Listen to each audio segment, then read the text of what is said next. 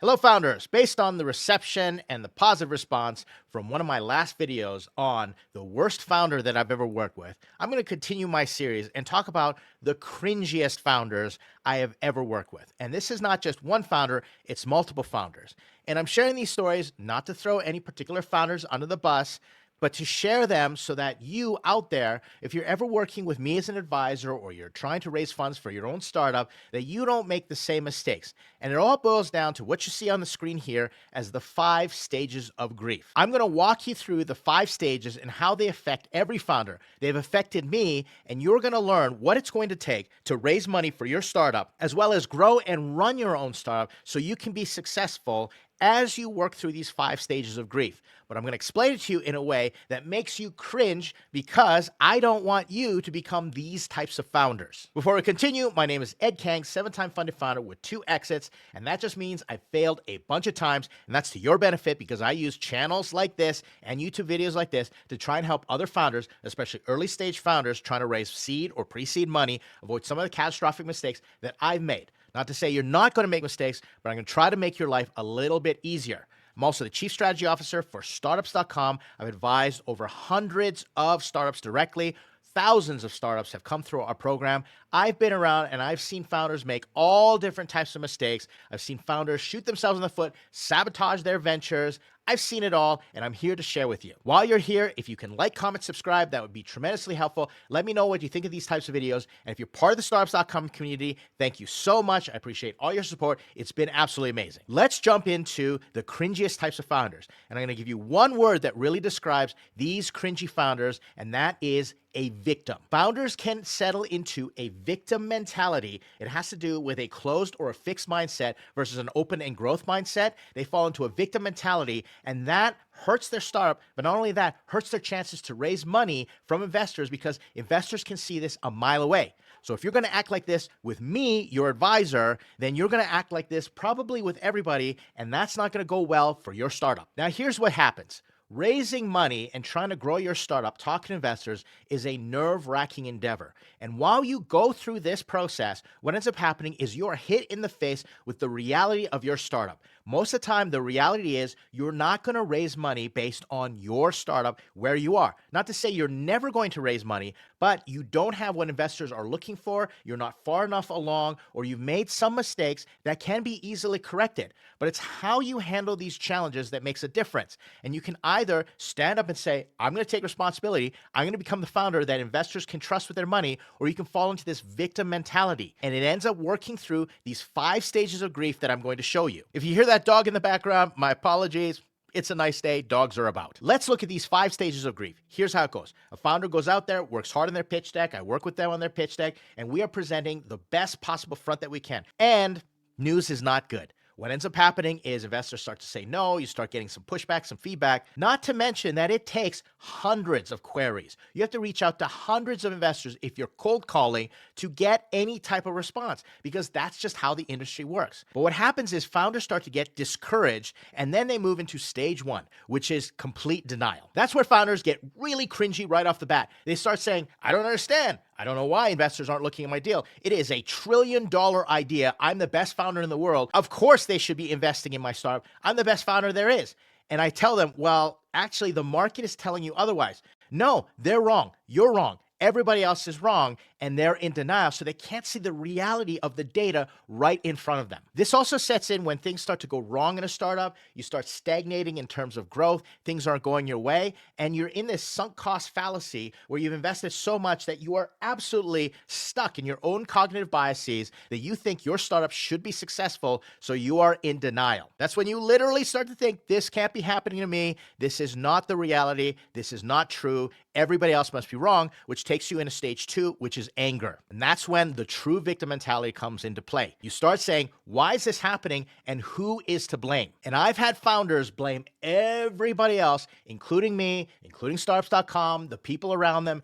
everybody, investors, other competition, the whole market, culture, politics, Donald Trump, you name it. They're blaming everybody instead of taking the magnifying glass and looking at themselves and saying, maybe the common theme from all this feedback and what's going on is me and my startup. And I've had founders nitpick, and I'm going to take this personally right here. They nitpick on every single little thing that I did, and they start saying, if you would have done this, if you would have done that, if you would have responded sooner, you're making me look like this and making me look like that. That is a total victim mentality when the reality is I can only do so much with your startup. The opposite is also true. When I have a great startup that I can package up, where the founder is right there with that open and growth mentality, that mindset that I can learn, that I can grow, all feedback is really great, things go really well because we start honing and refining and iterating how you go out in the market, how you're talking to investors. But boy, does it ever suck. It's really hard to work with those founders that start pointing the guns at you and they start making passive aggressive comments and say, well, if you would have told me this, or I would have known that, I would have never done this. And then they start talking about, well, Ed, you cost so much money. Of course I cost so much money. I have a living to make, and if you could have done it yourself, then you should have done it yourself. That's my point. If you want me to take away some of your problems and lend my expertise, well, I am saving you time, which is the most valuable resource it is, but my time is also valuable, and I love the founders that understand and respect this, and we work with mutual respect. But when that respect goes away because the founder is being angry with me all the time, then I'm going to struggle, and you are not going to get the best work from me. Not to mention, you're not going to get the best work from everybody else, and not to mention, investors are going to pick that up from you. If you've got that edge, if you've got that victim mentality, and you're an angry founder, investors are going to know this founder is not coachable. Every single time that we need to bring them feedback, because founders hit roadblocks all the time. It is not easy. Then we are going to struggle working with this founder as shareholders, as people that the founder has a fiduciary responsibility to listen to and protect our money. And investors are going to go red flag, and they're not going to invest. If you as a founder, you cannot contain, regulate, control, and reframe your anger, you are going to be in big trouble. And if you find yourself blaming everybody else rather than looking inward and saying, how can I take responsibility for this? It's like the student that says the test is too hard. It's everybody else's fault. The teacher didn't prep me on time. All those things, the school, the system is all broken. It has been proven, scientifically and statistically proven, that those students do not do well in life, especially when it comes to mental health, but their performance, versus students that say, I can learn. This is good for me. I'm going to go through the struggles because it'll make me better. It'll make me stronger. Then founders go into this bargaining phase. It's like an internal negotiation. They say to me, well, what can you do? Make this happen and I'll do this. And there really isn't anything you can do. If the market is telling you, we're not going to invest in you, you're not ready, you don't have enough traction, there are things that we are concerned about, then you're not ready, and there's no bargaining. There's no you going and saying, okay, well, give me half the money, or I'll give you more equity, or anything like that, because that's just a sign that you don't have conviction, and it's a sign that you're not going to go work on your stuff to get to a point where the investors are chasing you and wanting to give you money. It's just like sales. If every single time someone said, maybe, and I had to chase them around and say, oh, no, wait, let me give you half off, and let me do this, and let me do that, I'm bargaining with you, then you're going to lose respect for me, and I'm losing my position of power. Founders, I want you to keep this in mind. You want to be in a position of strength with the right power dynamic every single time you go in with investor and make them experience FOMO and make them court you, make them pitch you that they are the right investor for you. But if you're out there bargaining away and you are trying to let things, loosey-goosey, put into place so you can somehow convince people, it's not going to work. You're going to lose that executive presence. You're going to lose that air, that mystique, that X factor that founders have when they're completely confident. So go work on your stuff. Stop trying to bargain with the entire market. Go work on your stuff and make it so that you are the startup that everybody wants to pursue. And then here's the reality. This is something that I do not fault founders for whatsoever. They enter the depression stage. They say, I'm too sad to do anything. And I do not mind when founders enter there. I've been there myself. When I had to step back and my fund in China shut down and they let me know because of the economic conditions. You see what's happening in China right now. There's very good reasons why this is an occurrence. I sat back and I froze and I didn't leave my room. I stayed in my room for weeks. My whole family was concerned for me. And I realized, man, I'm in the depression stage and I need to deal with this. It is appropriate to be depressed after you've gone through all these different stages and say, I suck as a founder, my startup sucks, everything's doom and gloom, and you mope around for a little while, but it's not okay to stay stuck there. If you get to the point in time where you say, I am too sad to do anything, what you have to do is you just have to do one thing. That's it, one thing. Move on, shut things down. I see people stay in that bargaining depression stage where they're sad and they go, wait, but what if I do this? And what if you help me there? And they start scaling up and down, and it never goes well. I'm working with a founder right now, and man, is it ever painful just watching this constant negotiation, this bargaining, and trying to hang on. Go through your depression, be sad, but then do something. Don't fall into that victim mentality where you're going to stay sad and blame everybody else. Do something. Anything. Make a drastic change. Go work on another startup, or go volunteer somewhere, or go take a job, do a freelance thing.